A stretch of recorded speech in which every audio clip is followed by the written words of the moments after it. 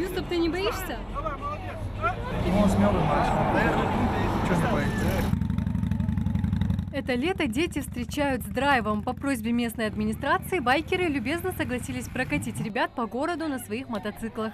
Этот совсем не детский аттракцион вызвал у пассажиров небывалый восторг.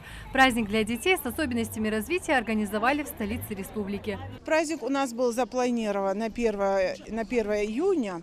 В День защиты детей мы его должны были провести. Но поскольку в этот день очень много было детских праздников, мы решили свой немножко отложить и попозже провести. Мы считаем, что эта тема актуальна круглый год и каждый день. Мы хотим сказать о правах детей, об интересах детей рассказать, и о том, что дети все нуждаются в защите и безопасности. Превратиться в сказочного персонажа из любимого мультфильма – еще одна радость для детей. Для всех желающих здесь организовали аквагрим. Также свои рисунки и поделки, созданные на творческих занятиях, ребята представили на сегодняшней выставке. Здесь же для них организовали мастер-классы. Я рисую котенка, и мне нарисовали на лице тигра.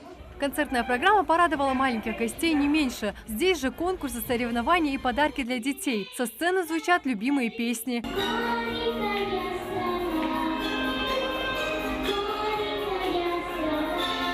Мероприятие помогали организовать маленькие звездочки из местных школ. Выступать для своих сверстников – большое удовольствие, признаются девочки. Сегодня будет много веселья. Я ведущая.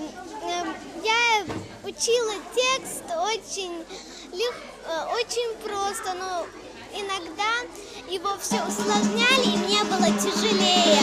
Я выступала для маленьких детей, публика была очень веселая, все дети оптимисты, несмотря на все проблемы, и было приятно выступать для них, петь для них. Они поддерживают тебя, и это очень приятно.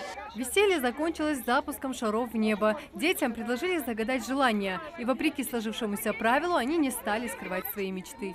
Это мой двоюродный брат Иса. Я хочу, чтобы он, когда вырос, был здоровым, сильным, никогда не болел. Я загадала, чтобы он пошел на ноги, мой брат Исёка. Я хочу, чтобы мой брат Илес стал взрослым, чтобы у него было все хорошо, и всем детям с синдромом Дауна, чтобы у них было все хорошо, и чтобы наша Ингушетия прорастала. Таким был праздник для особенных детей. Организаторы, вдохновившись сегодняшним днем, обещают баловать ребят чаще. Марина Муталиева, Султан Булгучев, Новости 24.